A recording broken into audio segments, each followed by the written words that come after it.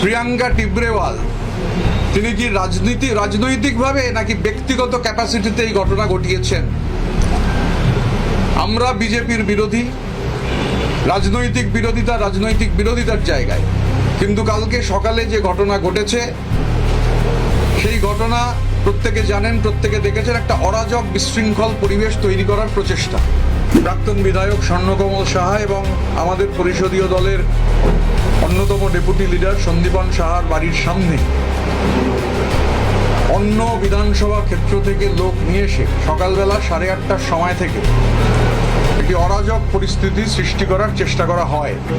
এক্ষেত্রে প্রিয়াঙ্কা টিব্রেওয়াল ওদের দলের কেউ কি না বা কি ব্যবস্থা নেবেন, এটা আমরা রাজ্য সভাপতি যেহেতু বারবার বলছেন যে আমরা শৃঙ্খলাপরায়ণ দল, আজকে আমরা রাজ্য সভাপতি জানতে চাই প্রিয়াঙ্কা টিব্রেওয়ালের বিরুদ্ধে যে এই ধরনের নক্করজনক একটা জঘন্যতম একটা নির্বাচিত প্রতিনিধির বাড়িতে বাইর থেকে জনমত সংগঠিত করে এসে ঘটনা ঘটিয়েছেন, এর জন্য তাদের দলের নেতৃবৃন্দে কি ব্যবস্থা নিচ্ছেন।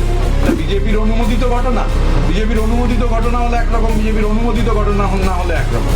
যেহেতু মিডিয়ায় বারবার এই কথাটা আসছে, আর কালকে যে ঘটনা ঘটেছে, এবং যেহেতু প্রকাশ্যে একজন, তিনি তো প্রতিদ্বন্দ্বী প্রার্থী ছিলেন, কন্টেস্টিং ক্যান্ডিডেট, স্বাভাবিকভাবে এইটা আমরা লিখিত অভিযোগ দায়ের করেছি সংবাদ মাধ্যমের মাধ্যমে।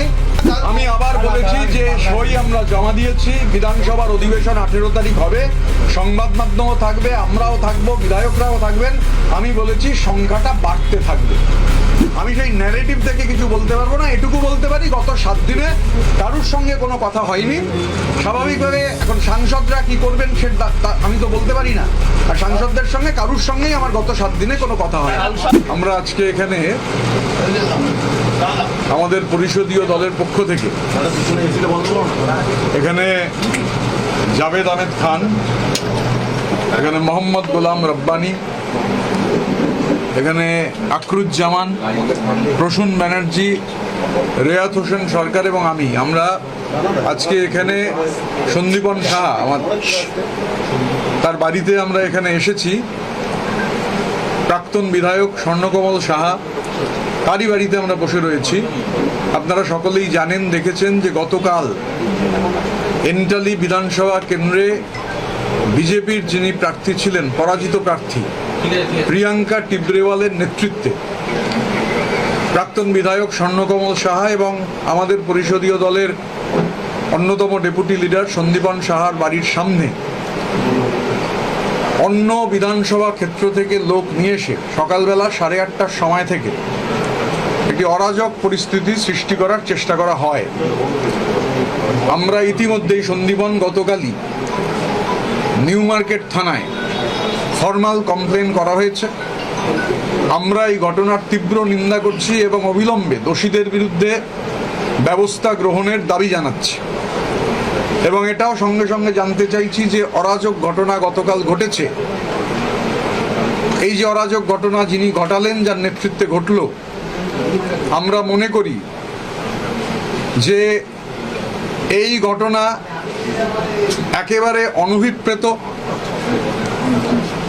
এই ঘটনা যিনি ঘটিয়েছেন আমাদের মনে হয় যে তার বলা উচিত, বা আমরা রাজ্যের মাননীয় মুখ্যমন্ত্রী শুভেন্দু অধিকারী বা বিজেপির রাজ্য সভাপতি শ্রমিক ভট্টাচার্য, আমাদের মনে হয় নিশ্চিতভাবে এই ধরনের ঘটনায় তারা এই ধরনের ঘটনাকে সমর্থন করবেন না। কিন্তু যে ঘটনা ঘটেছে, এই ঘটনা উদ্বেগজনক। একজন নির্বাচিত বিধায়ক, পরিষদীয় দলের ডেপুটি লিডার, তার বাবা প্রাক্তন বিধায়ক, তার বাড়ির সামনে যে ঘটনা কালকে, এই ঘটনায় যারা ছিলেন, এবং সিসিটিভির ফুটেজ রয়েছে, যারা এই ঘটনার সঙ্গে যুক্ত ছিলেন তাদের বিরুদ্ধে দৃষ্টান্তমূলক ব্যবস্থা গ্রহণ করবার জন্যে আমরা প্রশাসনের কাছে অনুরোধ জানাই। কেননা এটা গণতন্ত্রের জন্যে সুখকর নয় স্বাভাবিকভাবে। এবং এটা বলতে হবে যে প্রিয়াঙ্কা টিব্রেওয়াল তিনি কি রাজনৈতিকভাবে নাকি ব্যক্তিগত ক্যাপাসিটিতে এই ঘটনা ঘটিয়েছেন। আমরা বিজেপির বিরোধী, রাজনৈতিক বিরোধিতার জায়গায়, কিন্তু কালকে সকালে যে ঘটনা ঘটেছে সেই ঘটনা প্রত্যেকে জানেন, প্রত্যেকে দেখেছেন, একটা অরাজক বিশৃঙ্খল পরিবেশ তৈরি করার প্রচেষ্টা। আমরা প্রশাসনের দ্বারস্থ হয়েছি। প্রশাসন নিশ্চিতভাবে ব্যবস্থা গ্রহণ করবেন, এটা আমরা বিশ্বাস রাখি। স্বাভাবিকভাবে গতকালের ঘটনার যা ফুটেজ আমরা পেয়েছি, যেভাবে সকাল থেকে, এবং এখানে এই যে বিধানসভা কেন্দ্র যেখানে আমরা বসে রয়েছি, এটা এন্টালি বিধানসভা কেন্দ্র নয়, এটা চৌরঙ্গী বিধানসভা কেন্দ্রের অন্তর্গত। অন্য জায়গা থেকে, বহু দূর থেকে এইরকম কিছু লোক এনে এই বিশৃঙ্খলা, আমরা মনে করি এই বিশৃঙ্খলার সৃষ্টির চেষ্টা গণতন্ত্রের জন্য ক্ষতিকারক। গণতন্ত্রে বিরোধীদের কণ্ঠস্বর, বিরোধীরা তাদের কথা বলবেন, তাদের রাজনীতির কথা, বিরোধীরা জোরালোভাবে আমরা আমাদের কথা বলবো। কিন্তু সেখানে যেভাবে কালকে এখানে সকালবেলার এই অরাজক পরিস্থিতির তৈরির চেষ্টা হয়েছে, যিনি বা যারা করেছেন তাদের দায় নিতে হবে। এবং আমরা বিশ্বাস করি প্রশাসন নিশ্চিতভাবে, একজন নির্বাচিত বিধায়ক, একজন প্রাক্তন বিধায়ক, তাদের বাড়ির সামনে যে ঘটনা ঘটাবার চেষ্টা হয়েছে, প্রশাসন নিশ্চিতভাবে ব্যবস্থা নেবে। আমরা গতকালও প্রশাসনের সঙ্গে দেখা করেছিলাম, গতকাল সন্দীপন কমপ্লেন করেছে। আমরা ওয়েট করতে চাই, যদি ব্যবস্থা গ্রহণ না হয় তাহলে নিশ্চিতভাবে আমরা তারপর আলোচনা করে আমাদের পরবর্তী পদক্ষেপ ঠিক করব।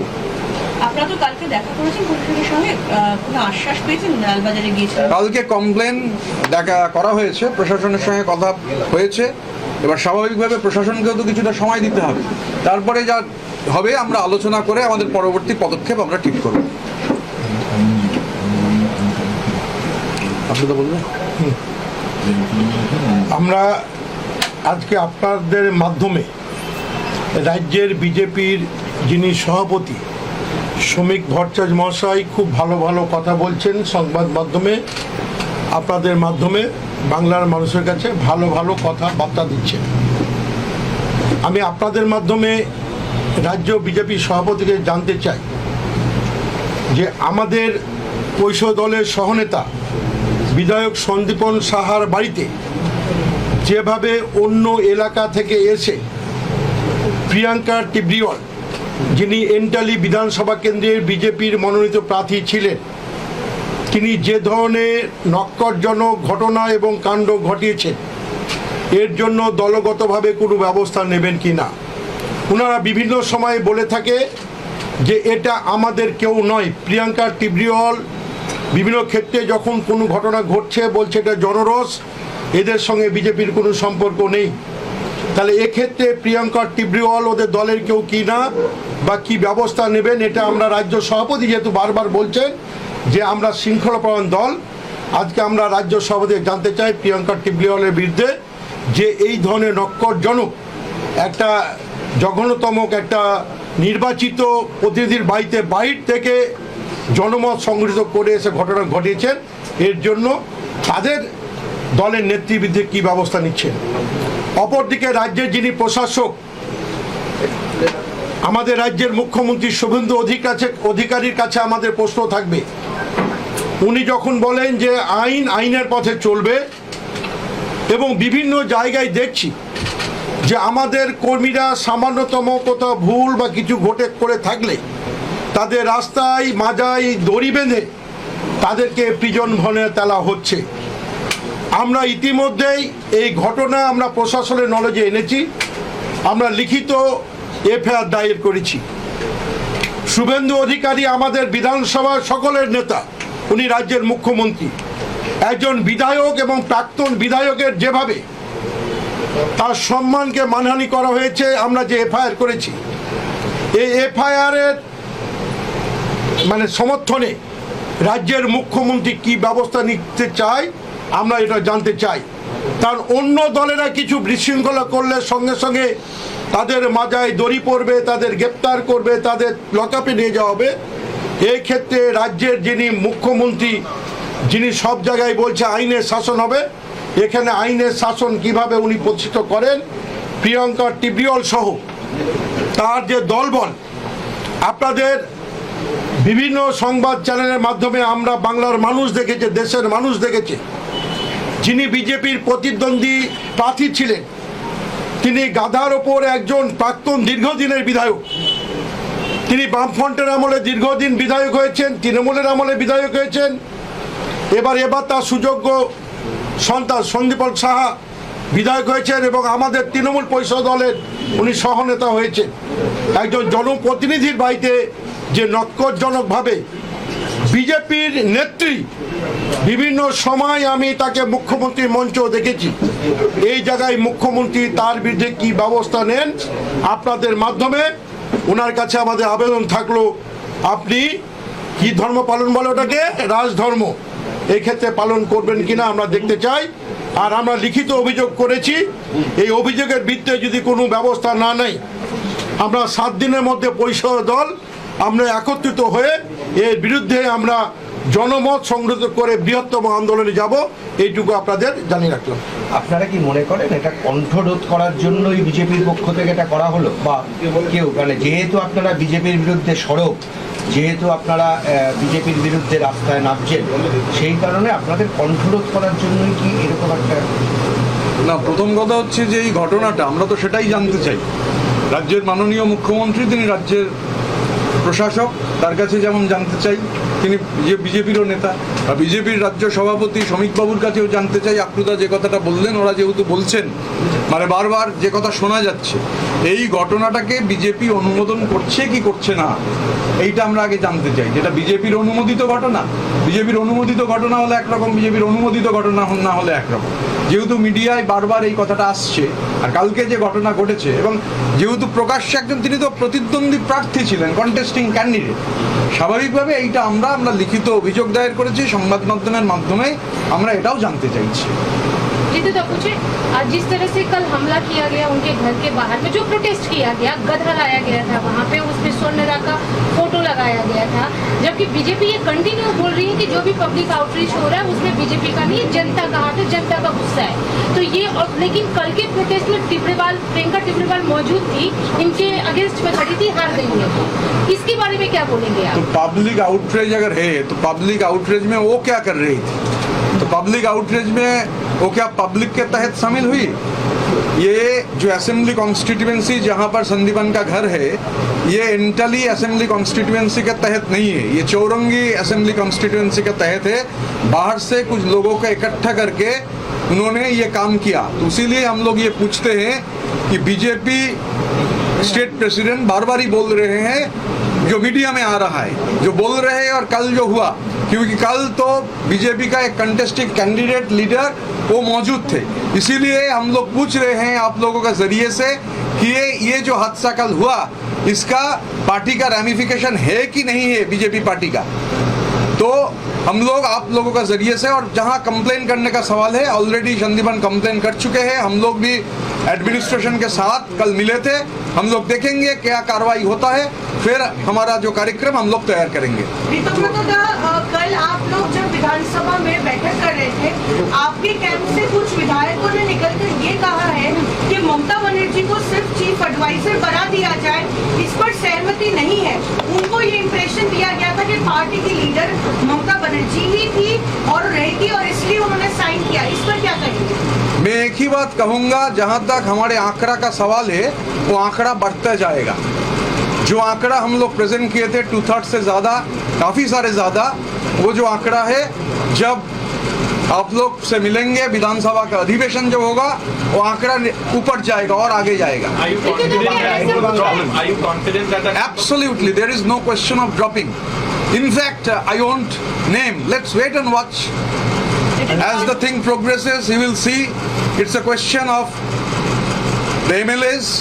I won't take responsibility of others, other elected representatives, I won't go into that, but as far as the MLAs are concerned, I am pretty confident, we are pretty confident the numbers will go on increasing. So, but as an elected group of MLAs, obviously there would be a corresponding group of members of parliament. Are you in touch with them? Is there a separate group within your MPs as well? In the last 1 week, I have not talked with any single member of parliament. So at present I cannot tell about the, because normally as a former MP, many a times I happen to talk to many of them, but for the last 7 days, individually with no member of parliament, be it Rajya Sabha or be it Lok Sabha, I did not have a communication with any of them.